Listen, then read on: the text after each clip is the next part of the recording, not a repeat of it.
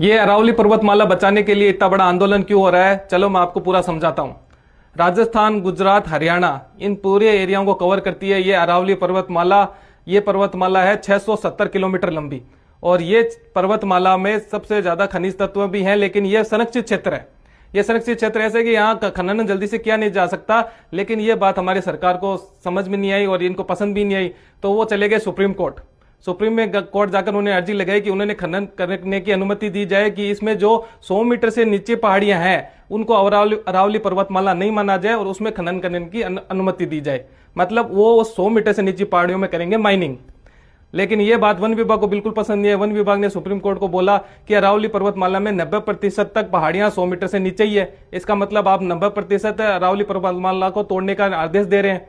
इसके कारण क्या होगा, यहाँ का भूजल स्तर कम हो सकता है। 1000 तरह के वन्य जीव जंतु उसमें रहते हैं, उनको उन पर बहुत बड़ा प्रभाव पड़ेगा। और ये जो पहाड़ी है ये धूलभरी हवाओं को दिल्ली और यूपी से जाने से रोकता है, वरना वहां भी रेगिस्तान बन जाता।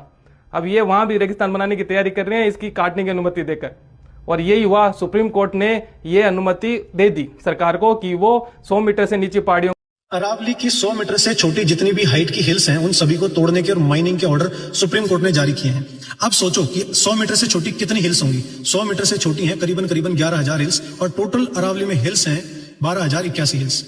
अब अगर 11,000 हिल्स को तोड़ दिया जाता है, माइनिंग कर दी जाती है, ग्रीनरी हटा दी जाती है, तो टोटल 91.3% अरावली खत्म हो जाती है। अब 91.3% अरावली अगर खत्म हो जाती है तो बचा क्या हिस्सा, जो ना के बराबर होगा। गुरु शिखर जैसे बड़े पहाड़ बचेंगे, बड़े पर्वत बचेंगे, बड़े माउंटेन्स बचेंगे। उनसे कोई भी प्रकार का बेनिफिट नहीं होगा, क्योंकि गुरु शिखर अकेला सबसे ऊंचा पर्वत है जिसको तोड़ना इम्पॉसिबल के बराबर है। लेकिन सरकार चाहेगी तो उसमें भी छेद कर दिए जाएंगे और उसमें भी लैंडस्लाइडिंग, बॉम्ब ब्लास्टिंग करके उसको भी गिरा दिया जाएगा।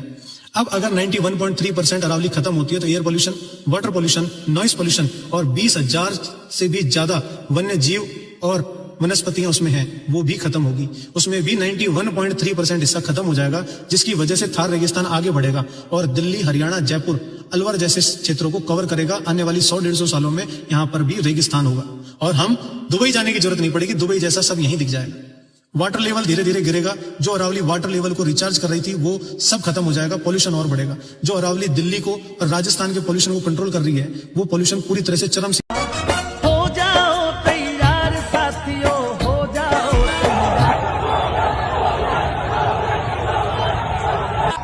पुलिस के अफसर जो है वो गाड़ियां लेकर भाग रहे हैं प्रदर्शनकारियों से बचते हुए। पुलिस कुछ नहीं कर पा रही है कि प्रदर्शनकारियों के आगे, और वो जो है वो गाड़ियां लेकर, पुलिस के जो बड़े अफसर है वो गाड़ियां लेकर